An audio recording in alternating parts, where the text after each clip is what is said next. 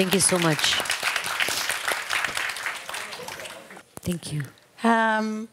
It is not every day, not often, we have the honor to welcome an Israeli writer here in Sweden, not in the least a woman writer. Dorit is, as you already have heard, a celebrated and successful writer, translated to many languages and honored with many prizes and awards. And I assume you already know even that the reason for this visit is the release of your latest novel, latest wonderful novel, I should say, Gader Chaya, which in Swedish is titled Alla floder flyter mot havet. But before going into details about and around the book, I would like to say some words more generally about your literary context, Dorit. I would like to introduce for the Swedish audiences a dimension which is characteristic of your writing and of you as a writer, I think. This dimension concerns the representation and power relations between different ethnicities in Israel. As you know, Jews in Israel come from different diasporas, from Europe and North America, as well as from North Africa and Asia. A couple of decades ago, in the middle of the 90s, a literary shift occurred in Israel. From a literary field where masculine Ashkenazi writers and their stories dominated to a much more diverse literature with strong representation of young women writers who insisted on telling their stories, which until then were marginalized and hardly seen. Gender perspective entered the scene as well as the ethnical, with women writers like the late Ronit Matalon, Orly Castelblum, Alona Kimchi, Ruth Almog, Leah Einey, and you, Dorit Rabinyan. And yes, until then, the only fictional Hebrew books which the Swedish reader was exposed to were books by Yoshua, Oz, and Grossman. But during the 19th, several books written by the new generation of writers were translated to Swedish. Orly Castelblum's Dolly City and Alona Kimchi, The Weeping Suzanne, Stackars Susanna. And Dorit Rabinyan's Our Weddings, Våra bröllop.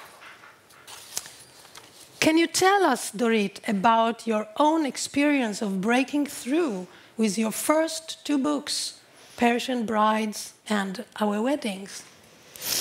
Thank you so much, Yael, for the presentation. I will lead myself from your question straight to this novel. You mentioned the fact that half of Israel's population is oriented from Muslim countries. And this is a crucial element of deciphering the fabric of the Israeli society. So when my character in the new novel, in All the Rivers, when she goes abroad to New York, I opened the novel with her being exposed to a whole new experience of how she is being seen by a North American eye.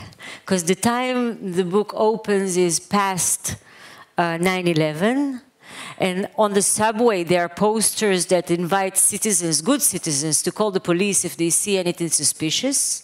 So here comes the Israeli who is visiting for a scholarship for 6 months in New York. She finds herself open the door after somebody knocks on the door, and here stands two agents of the FBI. Somebody called the NYPD and said that an Arab-looking girl was passionately writing emails in Arabic and found to be suspicious enough to call the NYPD so the FBI would come to investigate her. So the book opens with an identity investigation done by the American authority, the way she's being seen after 9/11 events, and the way she's being taken more of a Middle Eastern entity than an Israeli. She says at one point, it doesn't matter how I felt this morning when I woke up. Did I feel more Jewish or more Israeli? Did I feel more Israeli or more Jewish? How complex is my identity? Yet, for foreigner eyes, she would be seen as Iranian-oriented. She would be seen as Arab-looking girl. And that would make the base for the bond to be happening in the next chapter when she meets the Palestinian character. There comes this immediate link that they belong to the same hood, the same neighborhood in the world. They are neighbors when they meet in New York. They have the same appearance. They have the same way of talking. Their Hebrew and their Arabic are sister languages. So they recognize something familiar.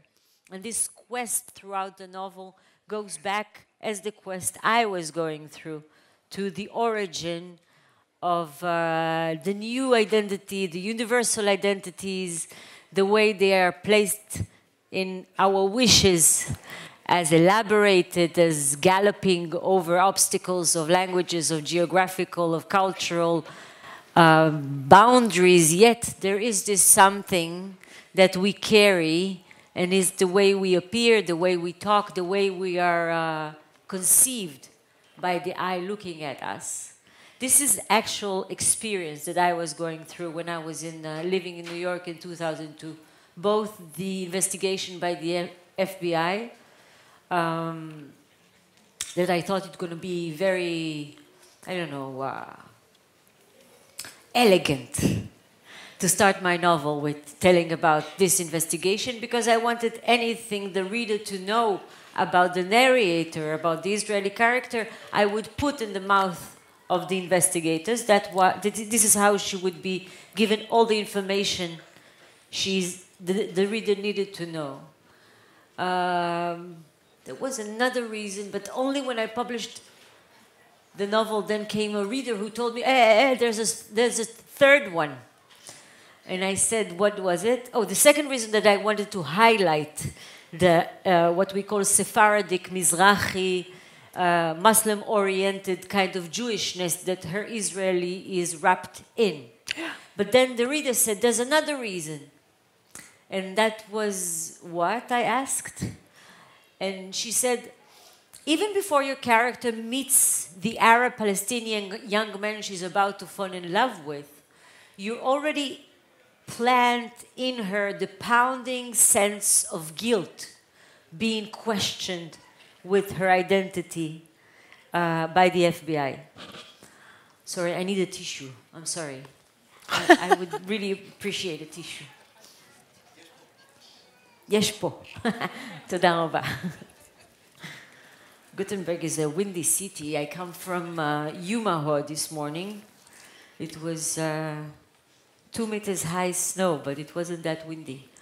Okay.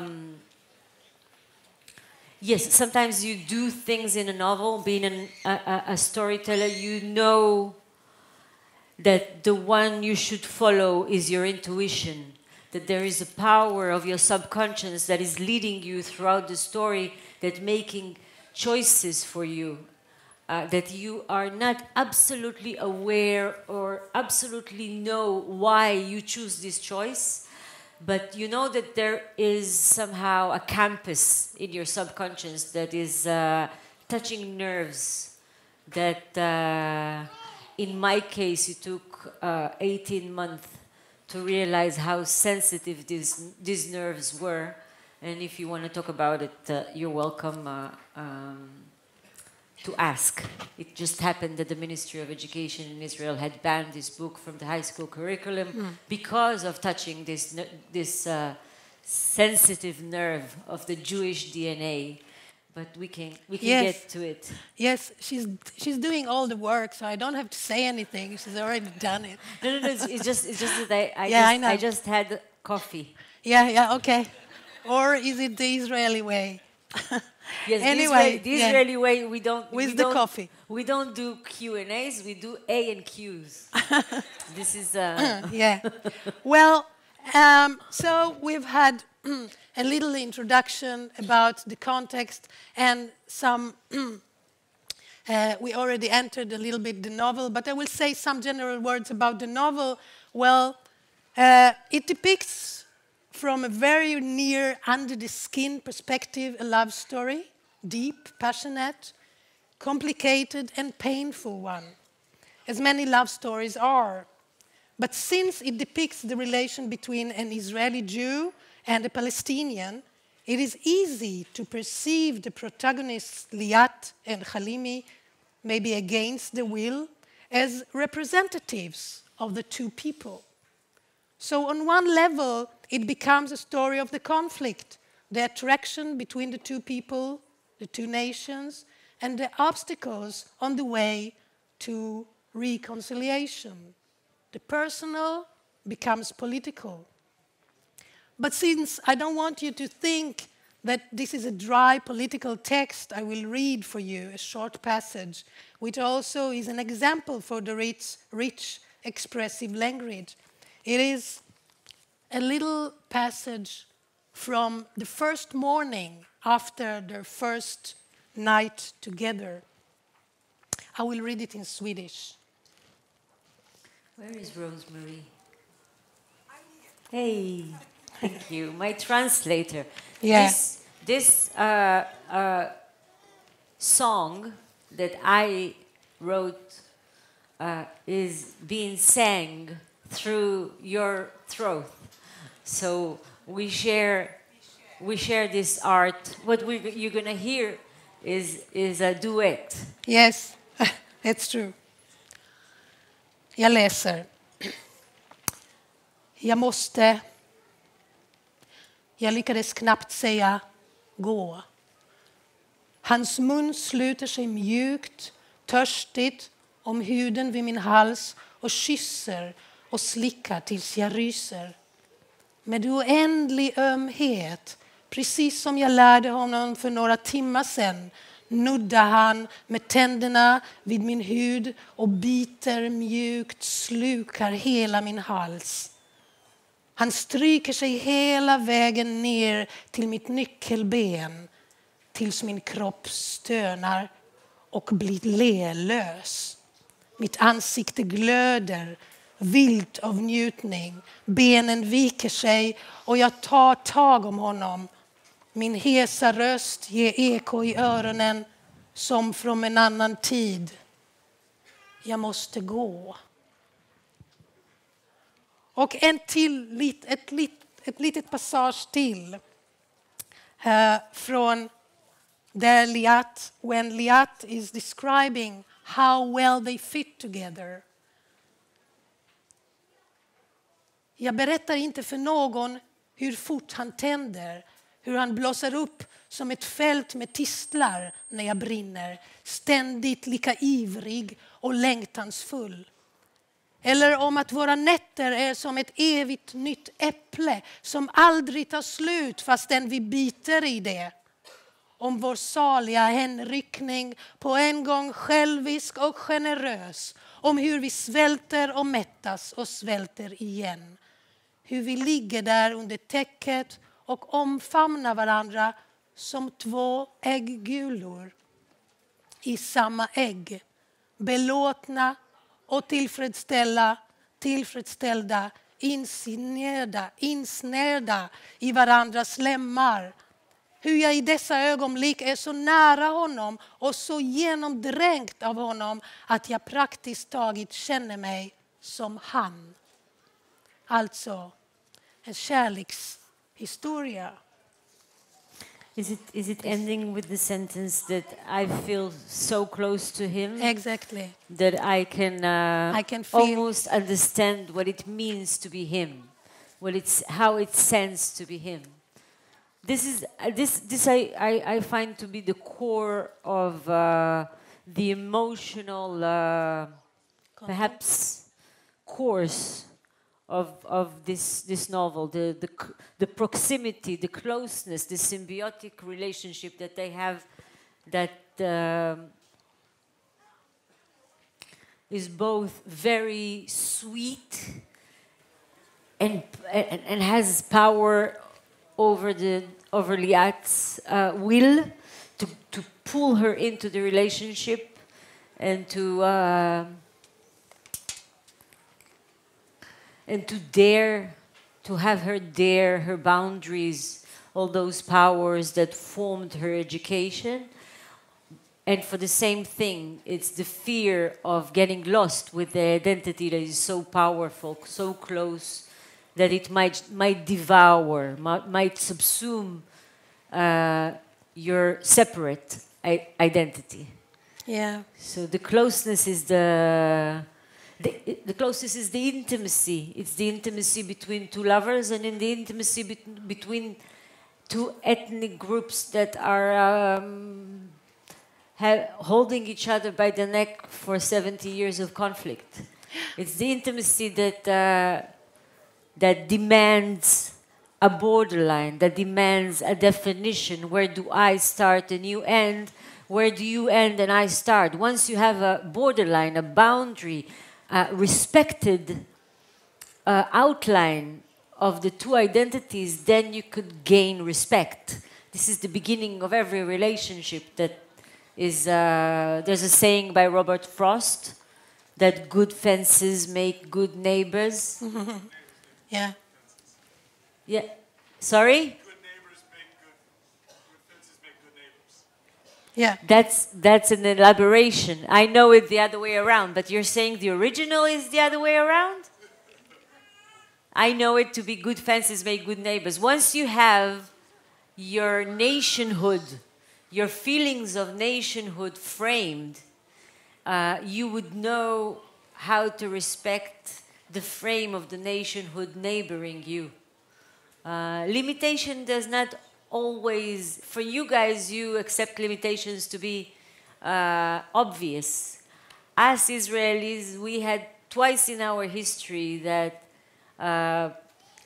Prime Minister Rabin and His Majesty King Hussein of Jordan, they achieved an agreed on borderline between Israel and Jordan. And we have the President Sadat and Prime Minister Menachem Begin in 1979 to agreed on a borderline between Israel and Egypt.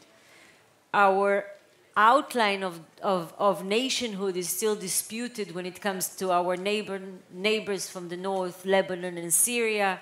And of course, this ongoing dispute of where the Palestinian territory begins and ends, where the Israeli sovereign territory begins and ends. So the question of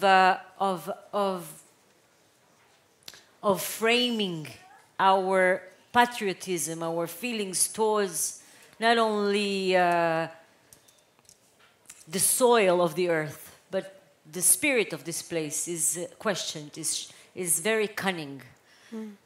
Yeah. It's very elusive. Yeah. So and I'm considered to be a West Wing personality.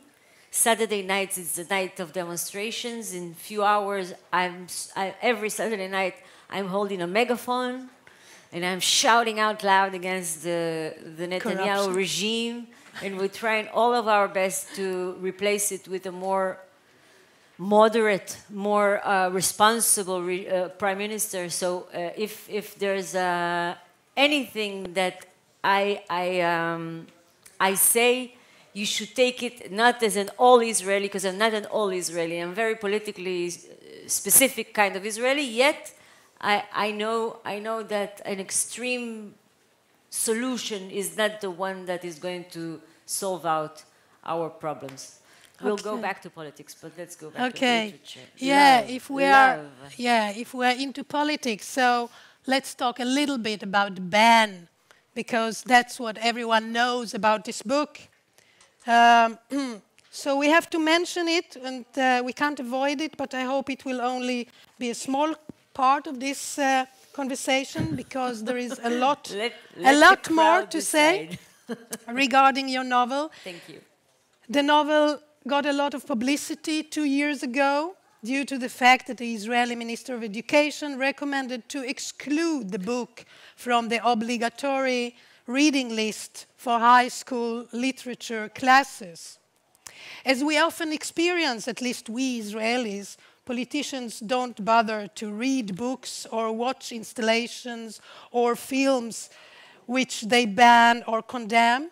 So it is a reminder that it is not the content, but the issue itself, the depiction of love relations between an Israeli Jew and a Palestinian, which is so threatening and so provocative, regardless of how nuanced it is depicted.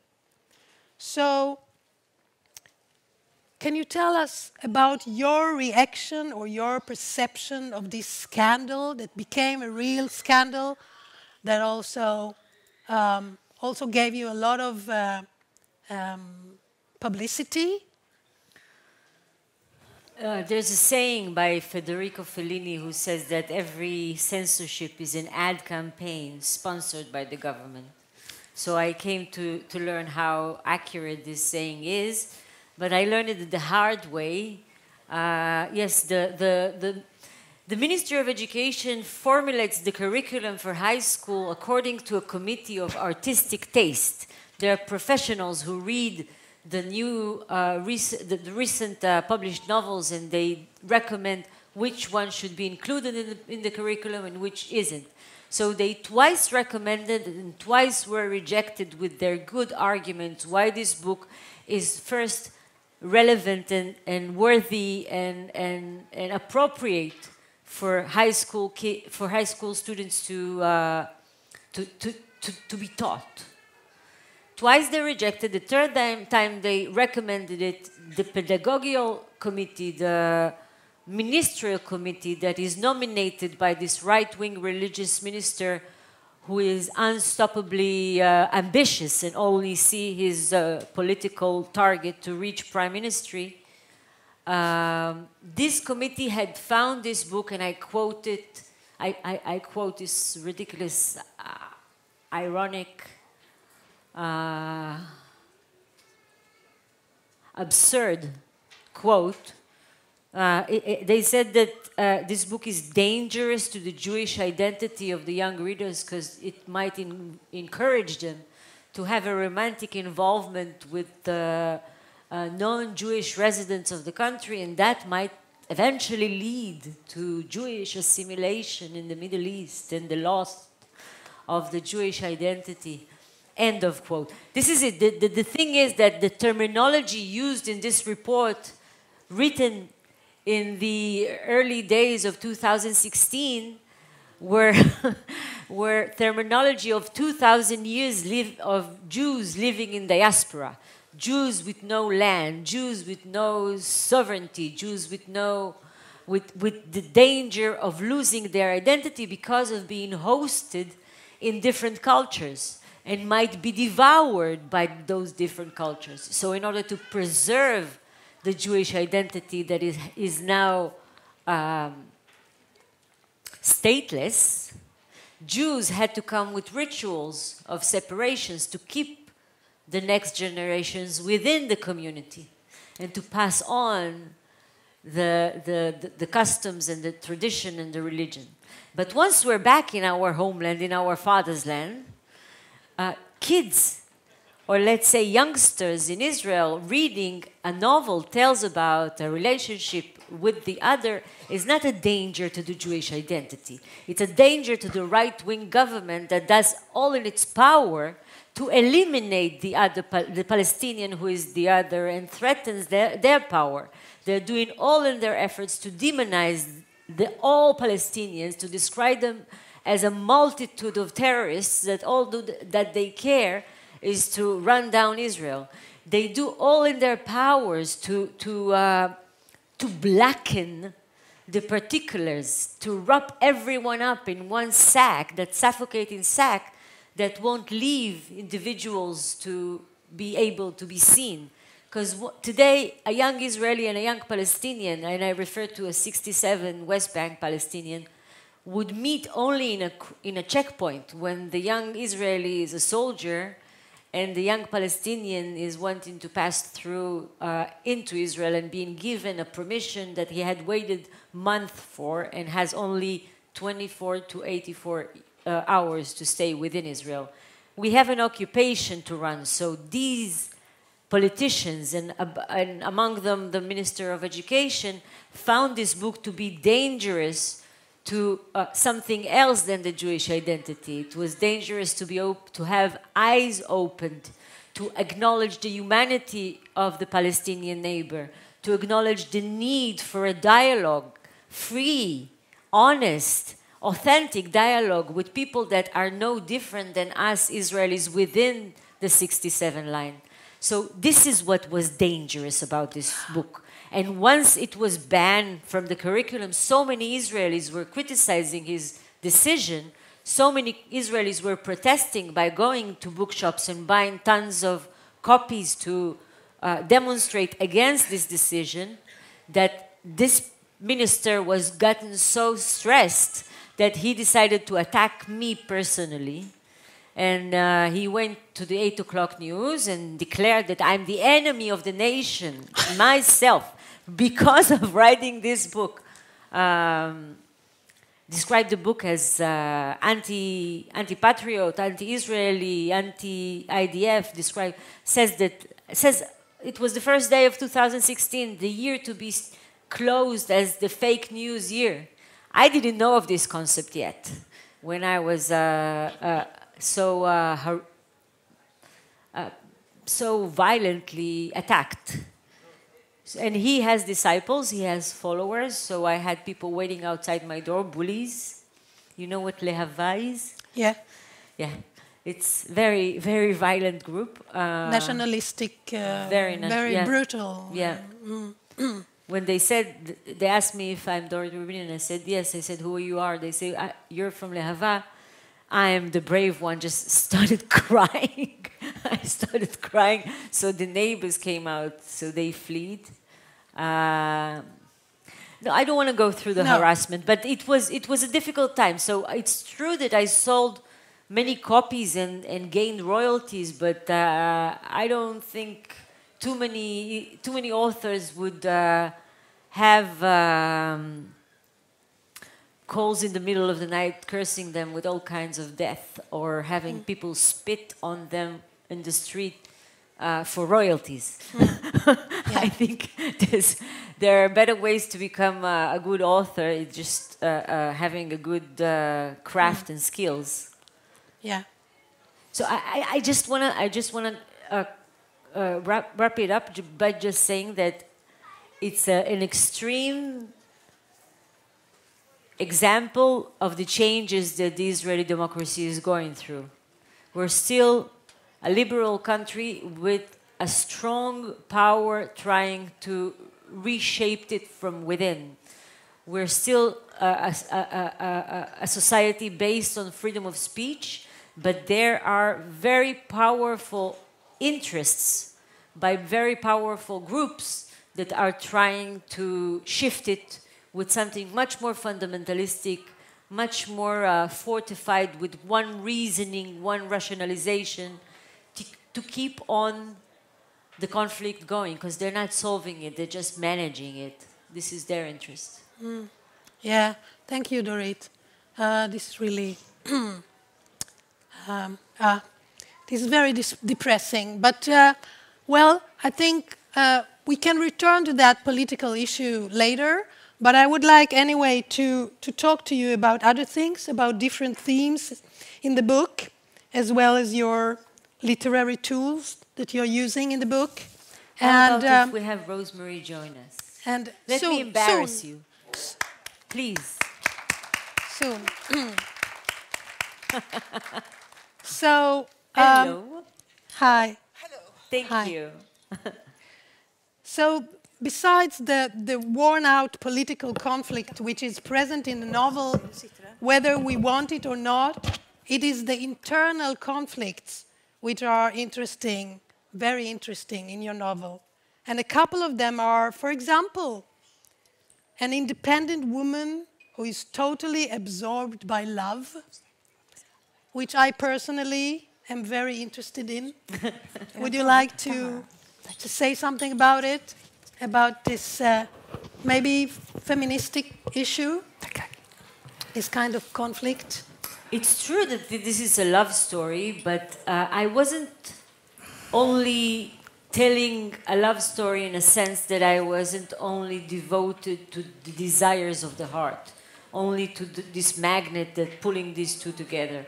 I was very much concentrated and putting a lot of efforts to give names, specific names, as literature does, to the fear that romantic love carries with it. It's not only a sweet shower of emotions. We're not there only exploring one another's identity and be flexible and elastic enough to be sharing this experience only on its bright side.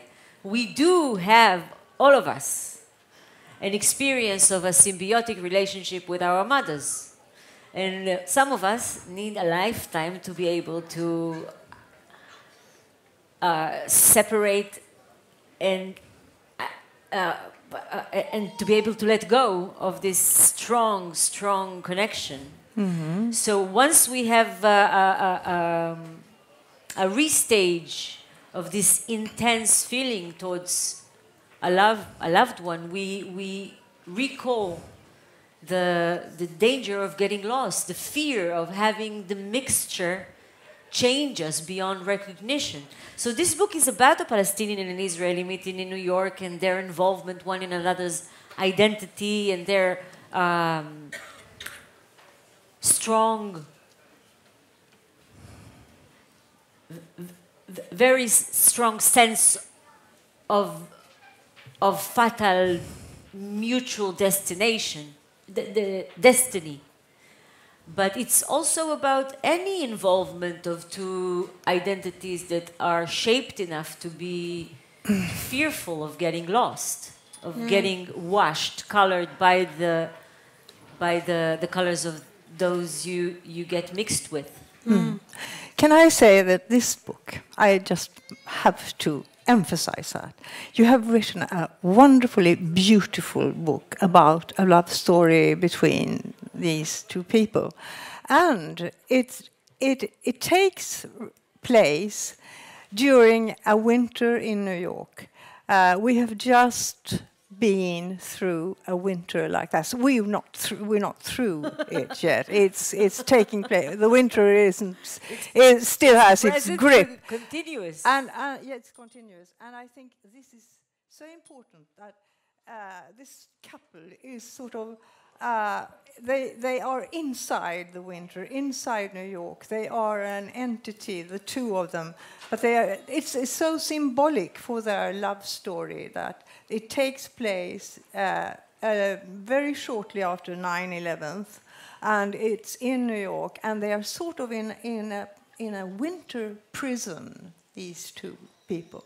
Lovely. And I have to emphasize to you all that I've translated a lot of authors and more than 100 works, but this is one of the most beautiful I have translated. And I can tell you that the language is so beautiful. Thank you so much. So that I really recommend you to read it because of the language and, of course, the story and these interesting things that you've been talking about now politically. Yeah, and I have some more. Have some more. And today we heard that Amos-Oz has been given the Dagerman Prize. Oh, really? Yes. Congratulations. The great author Amos-Oz. And on the front of your book, he recommends your book because he thinks it's so beautiful. Right. Thank you. He wrote me a letter when the book just came out. There was I knew that the political climate is not a good one to come up with such a book, but I could never imagine that once my book arrives in shops, there's going to be a war breaking in Gaza. So I was like, oh my God, not only that there's war going on, I have a book suggesting the exact opposite. And that was a very tough summer. And a week after the book published and the war was going on, I got a letter from Amos Oz. And he really, really reassured me and really encouraged me with his words. And I wanted to write him back, but it has been a while since I wrote a letter, so I wrote him an email. Okay. And it's so meaningful to me. It's I'm so very it's like encouraging. it's my teacher.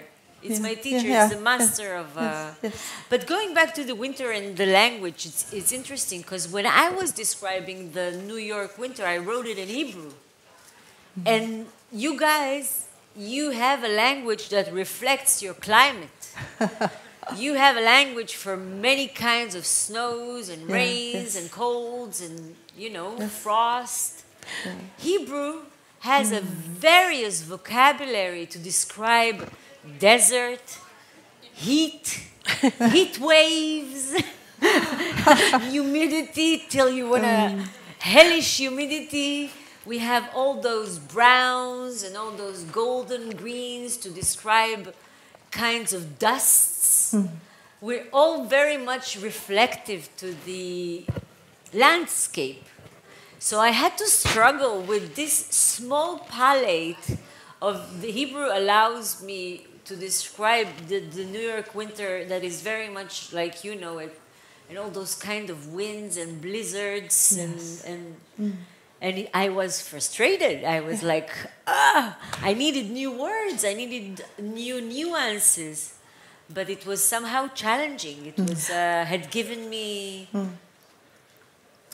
a need to deepen my poor Hebrew is a very economic. It's a very small language, but it does have tons of words for what it's interested in. We have lots of words to describe stupidity and wisdom. Yeah. I'm very much obsessed about this. Yeah, and this winter in New York, it really leads me to something else I was going to talk to you about soon, if I stick to my plan. But this is about how similar these two people are, how both of them, Liat and Hilmi, suffer from this cold the same way, and how they and there are many other ways that you succeed to describe the similarity between them. But before that, I will just mention two more conflicts that I traced in your text that I think are very important, and that they are political, but they are very nuanced in a special way. For example, the conflict between the loyalty with the family and the nation, contrast to the loyalty with the personal happiness, with love relations. And there is a wonderful passage that I'll read for you, a very, very short passage. It's after there was a dinner that Liat was meeting for the first time the whole family of Hilmi that were visiting them, and they developed a very strong conflict between them. They argued about politics in a very interesting about politics. But Liat is leaving the place. She's very angry about many things, also about Hilmi, who doesn't protect her, who doesn't really take her side, but taking the side of his family and so on. So in the passage, you really succeeded to sum it up in a very. Tell me if you want me to read something. Why? You have any I want you to sing. anything against my reading? No. Oh yeah, I just want them to hear it whenever you want. Not now, maybe. Okay. Well, when Liat is leaving the place and she doesn't communicate with Hilmi for several days. So she's at home, she's alone, and she's angry. And what happens is, under de första dagarna hade jag ett tyst gräl med honom inom mig. Hur kom det sig att han bara satt där som en idiot? Hur hade han kunnat låta bli att sätta Wasim på plats när han såg vartåt det brakade? Hur kom det sig att han inte försvarade mig? Jag blev tårögd och ursinnig varje gång jag tänkte på det. Men allt eftersom veckan gick och samtalen upphörde och jag satt ensam i soffan och såg på tv om kvällarna, kom gradvis fram till en bättre insikt om vad som har hänt den kvällen. Jag insåg att han ville ha revansch. Han ville att jag skulle känna som han. Det var som om han hade sagt: sedan den dag jag lärde känna dig har du framför allt varit lojal mot dina föräldrar och din familj, mot hela din släkt. Och här är jag nu omgiven av de mina. I sanningens ögonblick tog han parti för sin ursprungliga identitet. Han övergav mig och stod på brödernas sida. När allt satte på sin spets valde han sina, precis som jag hade gjort. So he chose his own family, and you, as he said, you chose yours and he chose him. So this is this kind of conflict that you are that is very lively. I find the liberal ethos of the last decade telling us that we're living in a global village and that we're universal spirits and that we're humanistic about all. I find it to be neglecting, not that I don't identify with it, I find it to be neglecting for so many years the tribal instincts that we do have, the sense of belonging that we do need. And I think that this comes to us with a payoff nowadays when you see the right wing rising, because of this liberal ethos not being respectful enough for this need to have emotions of belonging to your nationhood. And if it was taken more seriously and more respectfully, perhaps we wouldn't find this rise of the extremers, both in America and in Europe. You see that it's like it's coming with a depth that has been occurred. But while you were reading, I was... it was this conflict between being loyal to your family and your nation and being...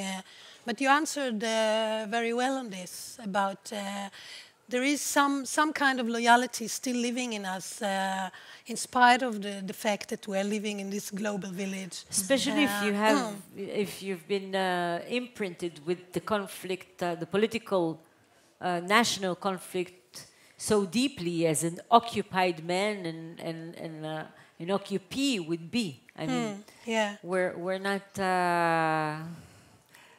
liberated from it when we go overseas. Everything we lay our eyes on has this complexity in it. Okay. At one point, Leah, your heroine, protagonist, she says that if my parents knew about this love story, they would hang me from a pole. Hänga med en lyktstolpe, alltså, föräldrarna. So I think maybe Leah is much more afraid of her parents' reaction to the love story than the male person is. His mother is really rather positive, I suppose. Yes, so there's a difference there. There's a difference. She's a woman, he's a man, he's an artist, more of a dreamer, more of the one in quest for possibilities, and she's a more rationalist, more up into the obstacles. And there is their habitat, the habitat of a Jewish girl and the habitat of a Muslim man. Islam is much more generous and open for newcomers, and Israel is very exclusive. But let me have this choice, this option of reminding my muse, the man this book is dedicated to, which is whom was Hassan Hourani, an artist I knew in New York in 2002, and for whom this book addresses. I mean, I wrote this book to keep on the conversation we used to have in New York in 2002, and he was like this. He was much more open, he was much more of a believer than I was. This conversation that was not only between a man and a woman, it was also between two artists, and it was also between two allies. We felt a very strong bond of faith in the way we intercounted in New York. It was cut very shortly after I knew him, and I felt a strong need to rescue his memory and to give him life. The only way I can give life is to give him a mouth-to-mouth resuscitation with my language, with my words. So I had to tell the story of who he was and what we had together. And I find it again political. I'm sorry that I'm going to politics all the time, but this is a political book. Although it's a book about love, it's also a book about war. I felt that writing this book in Hebrew is a very much of a political act rescuing a Palestinian. An Israeli rescuing the memory of a Palestinian with the Hebrew words is somehow a correction of all the travesties that Hebrew, if you take it as a hyper code, had caused him and his family and his history. So Hebrew and Zionism that had redeemed me, had given me so much of my privileges, had given me also responsibility as being the victorious, to tell his story, to paint his portrait, and to do it with the same language that now is going to benefit him. It's going to resurrect him back to life with literature. And again, this brings me back to the ban of the book from the high school curriculum. It's for this character, this Palestinian character, to be so lovable that the book is banned. You see? If he wasn't an Italian, if he was a Swede that the Israeli girl is meeting in New York, this book wouldn't be mentioned at all. It was just for him being, God forbid, so daring, so charismatic, so relatable, so much like her, so much like us, that made the Ministry of Education to find this book dangerous, because it's dangerous to their agenda to describe our neighbors as all of them as our enemies. We're ruled by extremists, and our neighbors are ruled by extremists. Most of us are normal, peace-seeking people, and they don't want them to. It's what I describe in my book. Two normal kids being brought under the same sun with the same landscape for its good and its bad, with a curtain between them. And for the very first time in New York, on an equal ground, they meet each other eye to eye, and they have enough time and leisure to explore one another and to acknowledge one another of how much they have in common and how much there is this huge propaganda to describe them as different. So yeah, and I have to say, I mean, we are running out of time, but anyway, I would like to really to agree with you about the similarity between these two people, because you have all along this book is full of signs and ways of describing how much they look alike in many ways, and also how many Jewish how you say signs that you give to him. And you how make many him, Arab signs I give to her? because he becomes Jewish in many ways. He becomes the Palestinian Mark Chagall, and he becomes he or his cousin becomes Moses on the Mount Nebo, looking at the land that he will never come to. And there are many other things like the blue colors and that makes her think about the talit, the böneshal, and so on and so forth. But before we stop, I have one more very crucial question that I really want you to speak about. This is the choice that Don't an spoil author. the ending. Don't spoil the ending. Well, this is not. No.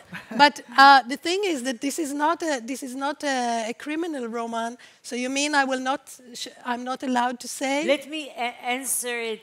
I know what you want to question. Yeah, I told her before. So if there's anybody here who had read the book and really needs the answer like you, Yael, I would just say that.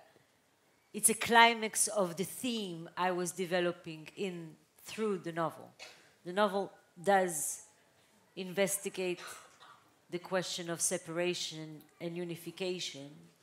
And with the ending, I reach it to its extract, with him entering her space and with him becoming part of her landscape, and the way I divide the landscape between him and her.